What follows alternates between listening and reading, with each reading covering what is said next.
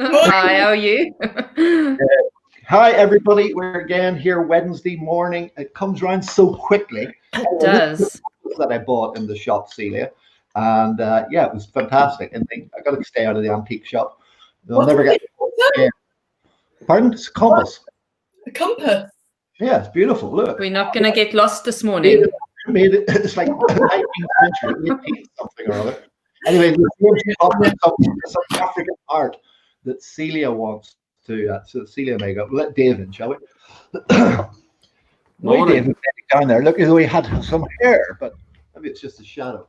No, I've got a bit of hair at the moment. It's cold on the bike, so I can't. I've got to have a bit of hair to make sure that I'm warm.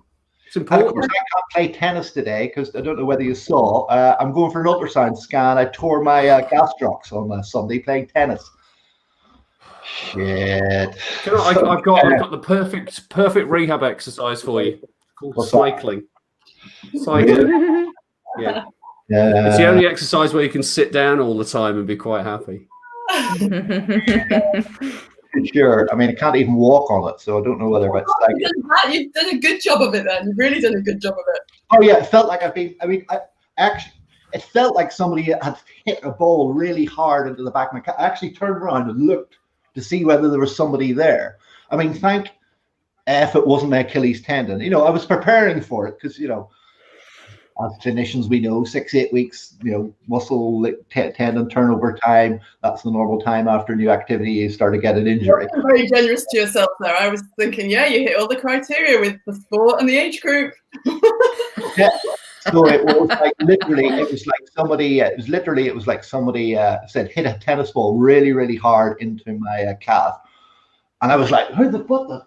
I was like, there was nobody there, and it was like, and then I went to take a step, and it was like, oh, yeah, and then it was absolute agony for about 4 or 5 hours. I mean, really, really, right. The first 2 hours just constantly cramping and constantly, yeah, about 4 or 5 hours.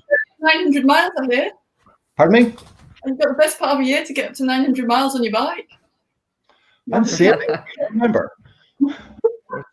Anyway, so I'm going for an ultrasound. Last night.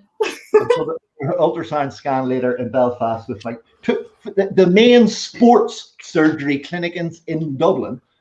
Phoned them yesterday. 4-week wait for an ultrasound scan. I was like, "You're having a laugh? You're the main sports injury place in Dublin, the sports center where I got my hip done. 4 weeks.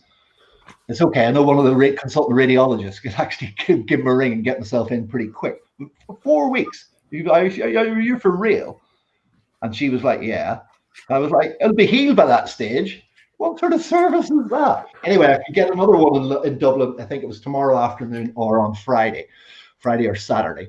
But I'm going to go to Belfast to see a colleague. Anyway, that's enough about me and my 2-3 weeks off tennis. I was due to compete in a tennis competition. Quite enough, clearly. You've got another 27 minutes to talk about your injury. Come on. Baby, you know, well, I was flicking through Celia's chapters here and about the painless practice and about the pipeline. And one of the things was about, you know, turning up and doing talks. Guess what I never loved doing?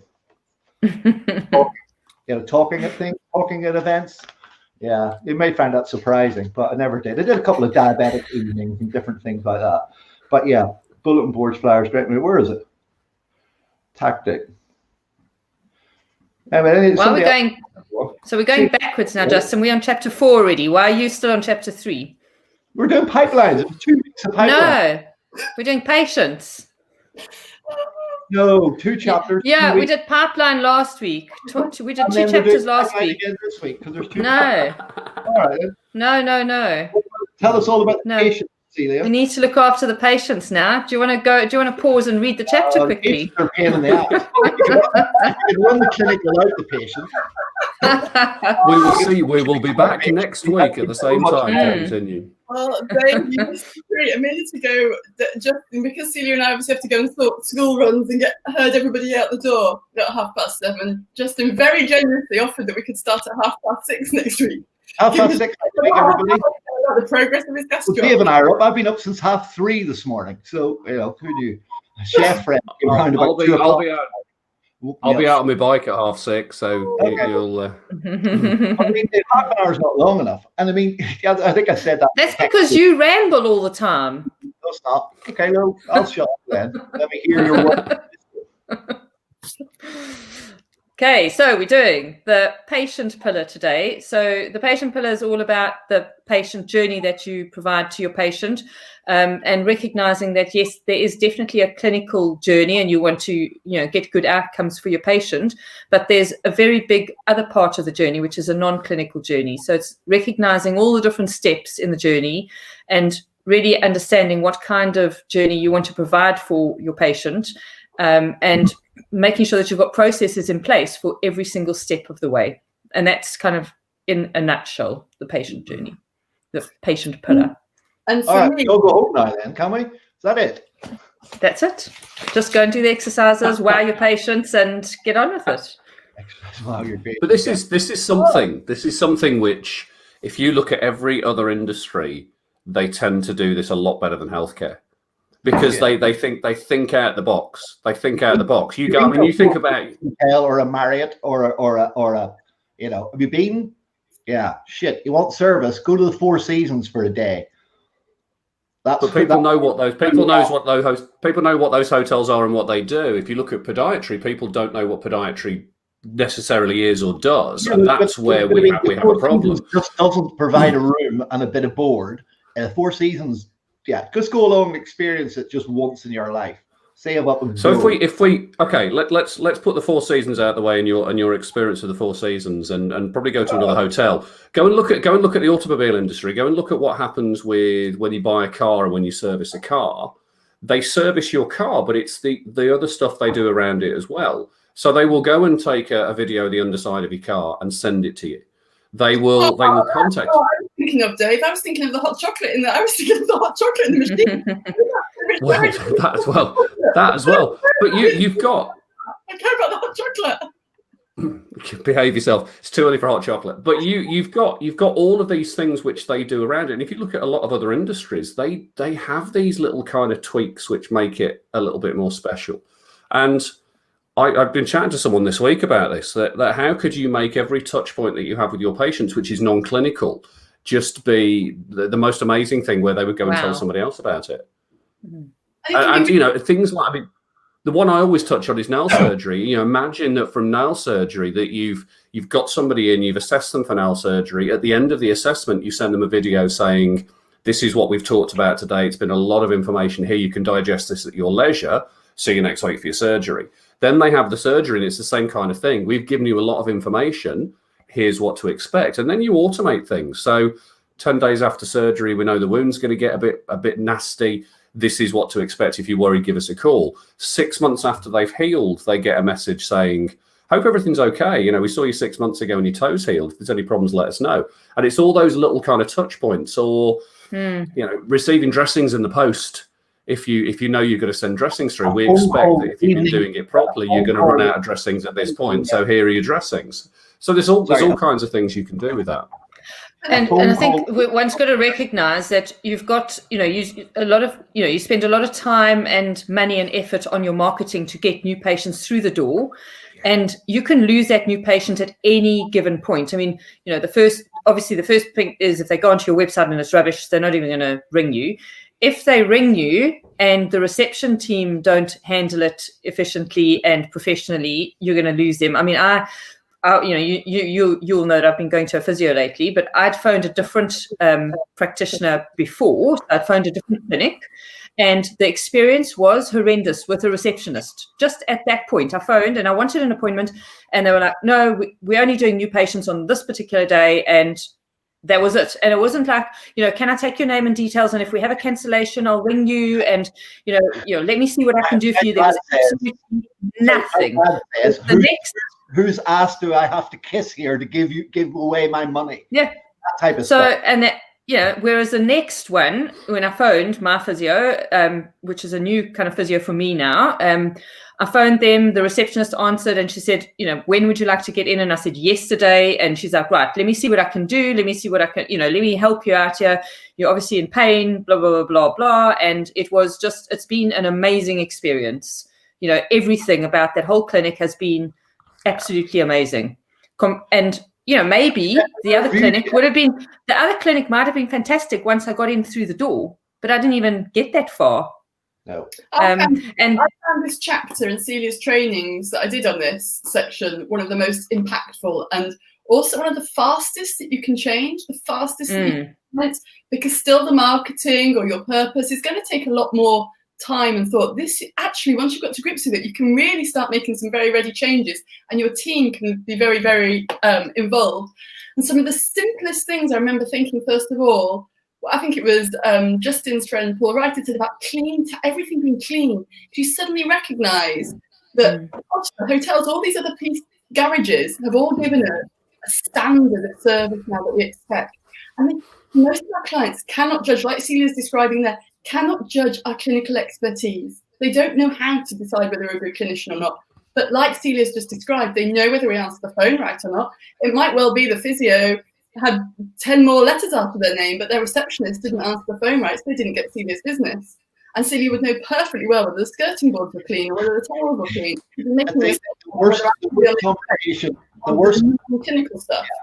The worst conversation I ever had, we were sitting in a chiropractic clinic, will remain nameless, south of Dublin, that we used to have a practice in.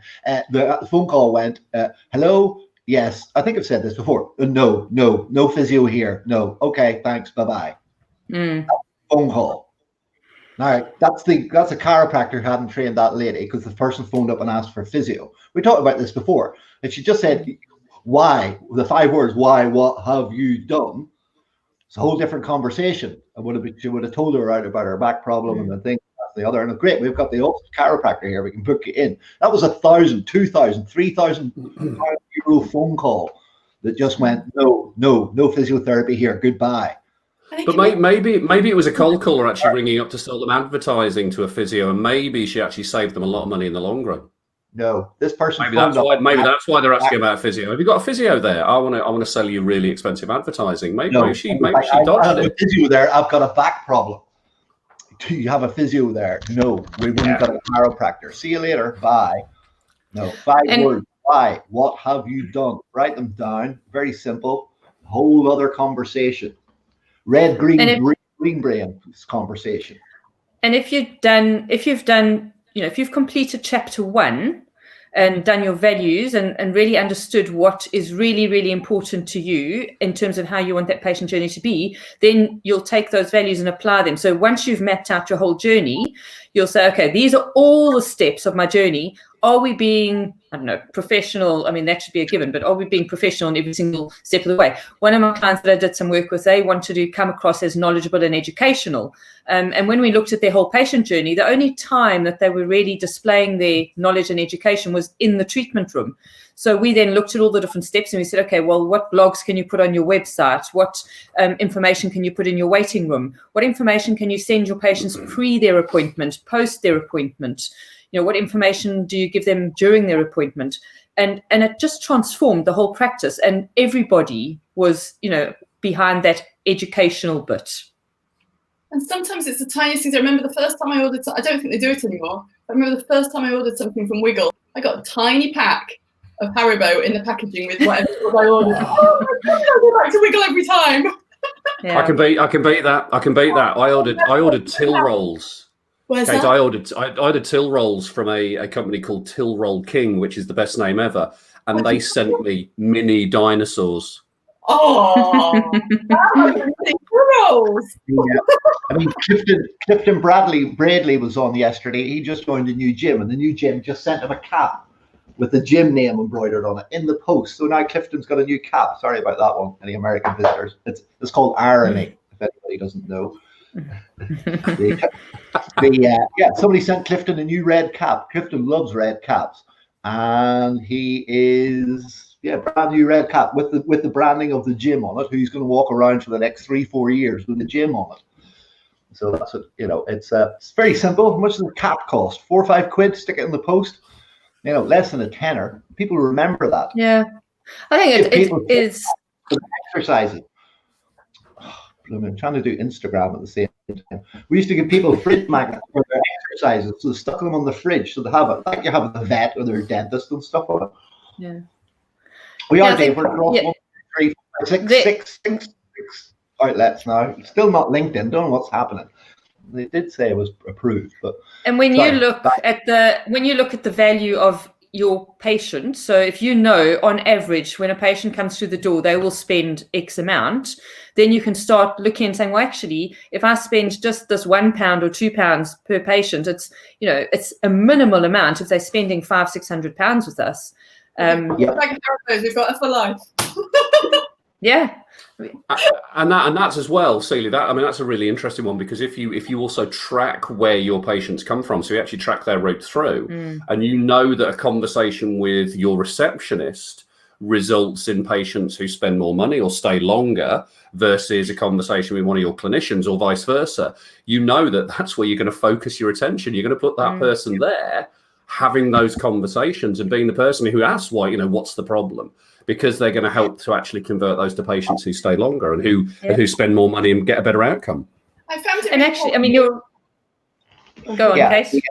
I found it really helpful because when you're in the clinic, it is what you think about all day, every day, but you forget that for the majority of the population, physiotherapy, osteopathy is not 50%, 60% of their day, even 40% of their day. It's a tiny bit of their week. So I found it really interesting to recall a situation where I was buying something and I was completely not really knowing I needed something, but not knowing what I was purchasing and what was it that helped me make my buying decisions. Because that's the situation that most of our clients are in. They know they're in pain. They know they've got to the point they're in pain. They've got to the point they've decided to call you, email you, or whatever. Then what is it when you're in that position, when you're buying something you're unfamiliar with? You're buying whatever gadgets I've had to buy to do this web stuff. I've probably just taken Dave's shopping list and clicked go on Amazon. What do you do? What do you look for when you're in those situations? Because they will be very similar to, or help you get a better perspective on the position the client's in before they call you. And actually your buying behavior was shortcut because Dave recommended it. So you're going on Dave's recommendation and you don't need to go and do any more research. If you were going onto Amazon and buying it yourself, you'd be looking at the reviews, you'd be looking at all that kind of thing. So that's really important in the patient journey as well, to get those reviews, but also to get the feedback from patients about what that journey is like, especially those patients that drop out, phone them up. Yes. And I think a lot of practitioners are worried about getting negative feedback and, oh, well, they obviously didn't think it worked, or I was rubbish, or, they have all this chatter going on in their head. But actually rather find out what's gone wrong in the patient journey so that you can fix it. I totally agree. The most powerful conversations we have where if we'd had a complaint, I'd invite the person for a cup of coffee and really hear them out. And that really get some powerful insights there.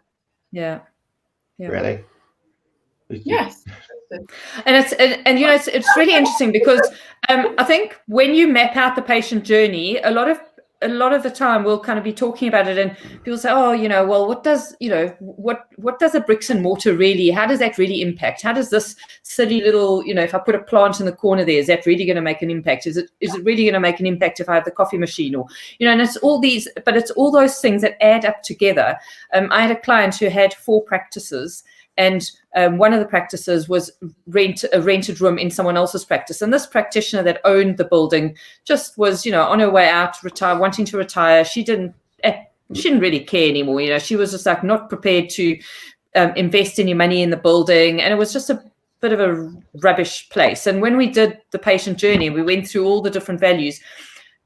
That place in particular was just like, this does not fit in with your brand at all. It just does not fit in. And she had tried to get this woman to sort things out and fix the toilet and, paint the wall and blah, blah, blah. Anyway, eventually she decided to close that down and moved her patients from that practice to another practice. And what was interesting was that her patients were very loyal to her. But all of them, like most of them, said to her, oh, my word, this is so much nicer. And actually, whilst I love you as an osteopath, I wasn't going to refer anyone to you because I was so embarrassed about the actual practice. So, whilst, yes, she was a clinician and she was getting good results for her patients, the environment actually impacted their behavior of not referring others to her. when I worked in Covent Garden in London for the last 2-3 years before, in the Snow and Rock building on Mercer Street, three floors up with a glass atrium roof with a gym and a lift in the middle and a whole sort of setup. I mean, patients were 50% better as soon as they walked in. I mean, it was absolutely stunning.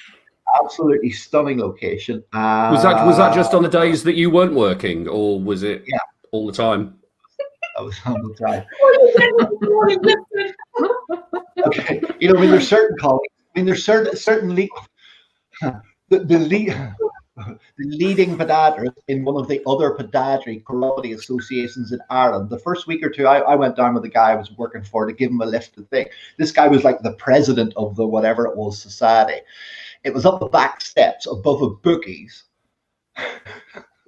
There were so many certificates on the wall. I was like, Jesus, this guy's like robbed somebody, or else he does nothing but courses. The guy who worked with him used to smoke fags and would just leave the fag butts burning around the place. I mean, the place I wouldn't put a fucking cat or dog in it. Yet this guy was like president of the Chiropody Association bloody board, brother. You wouldn't put it was like a toilet with fag butts and certificates on the wall. It was a shithole. And people were going there and paying money. And this guy was the leading light in the association. It was bloody atrocious. Absolutely atrocious. But, so that's how not to run a practice. It's interesting. Just sort of about that whole patient journey. I'm going to use a cycling analogy because I can.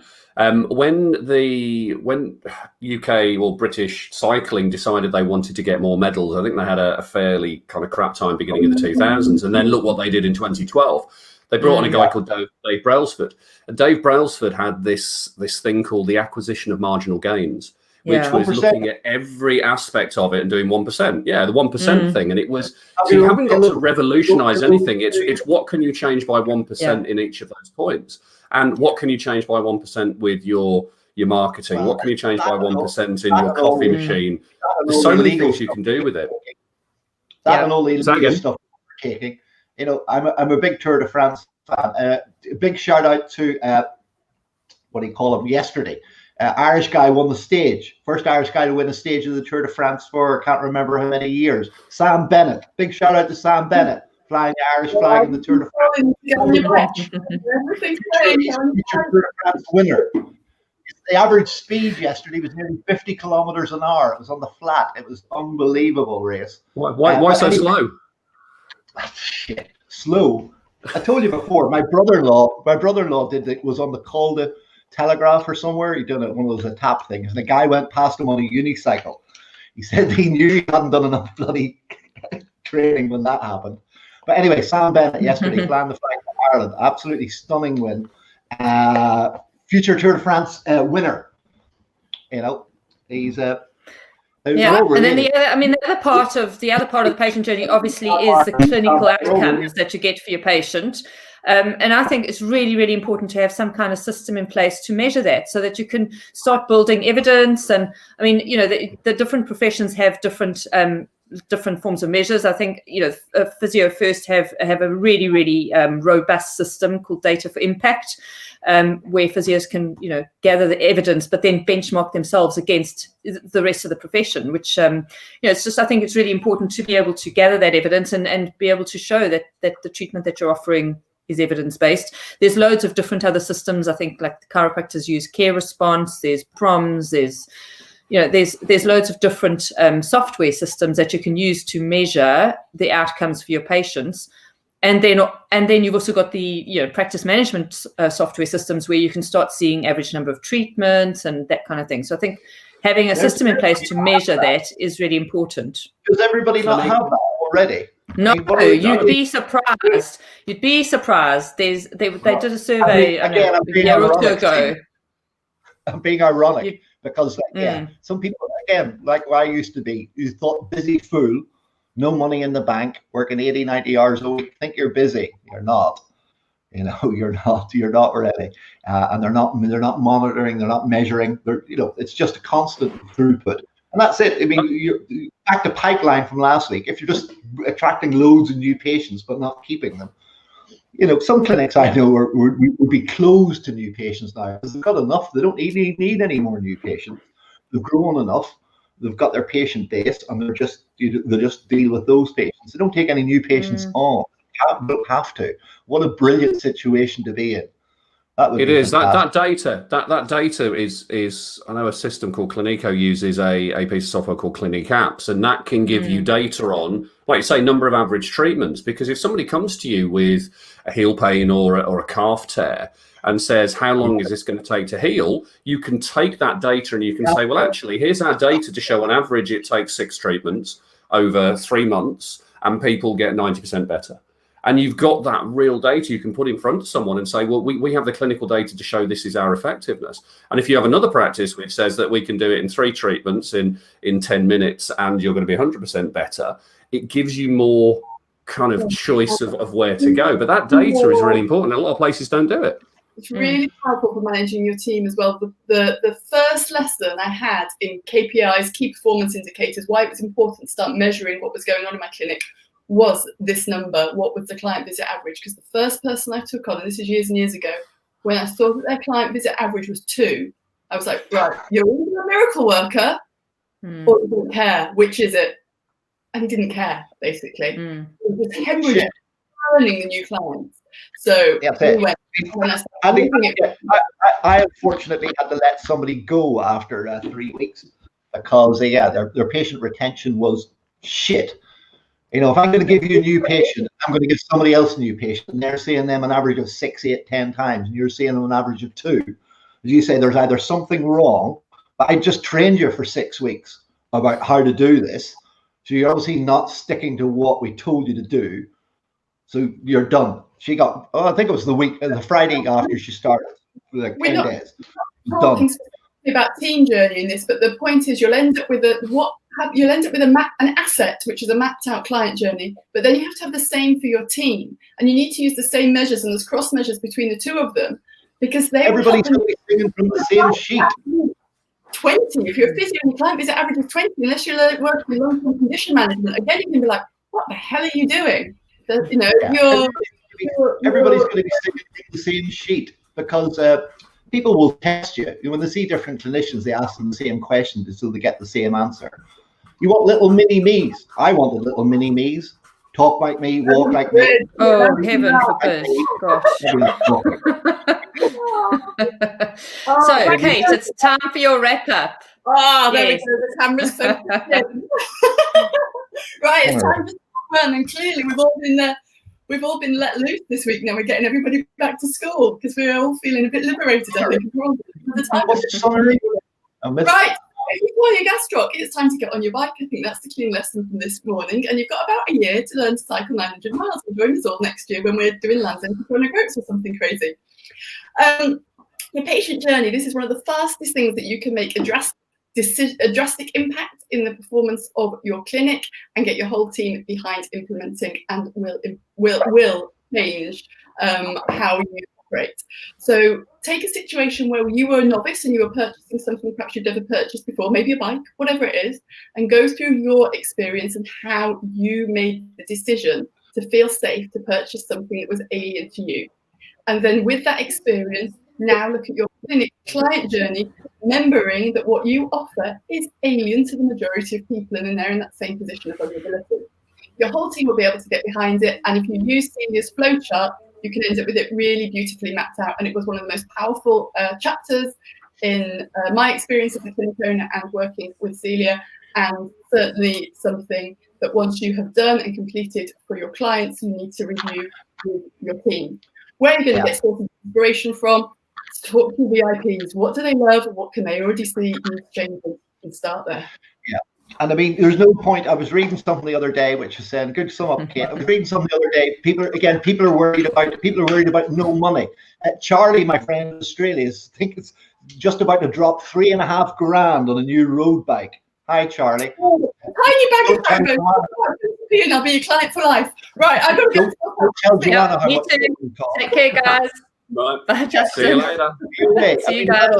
I'm just going to stay on here and just talk. I'm just. You're going to stay on. I'm going to go and get the kids ready for school as well. So. Really? I mean, half an hour is not long enough. We definitely need to start at 6:30. This is bullshit. Has half. I'm well. You'll get me live on the bike if you do that. So I'm going to go to the kids. I'll see you later. All right then. Okay. Well, cheerio then. I mean, bye bye everybody. See you, Dave. Come on then. See you. I mean, well, that's it. They've all got to get kids to school and do all that sort of stuff. I mean, what's going on? I mean, half an hour is not long enough. If you think so, let us know.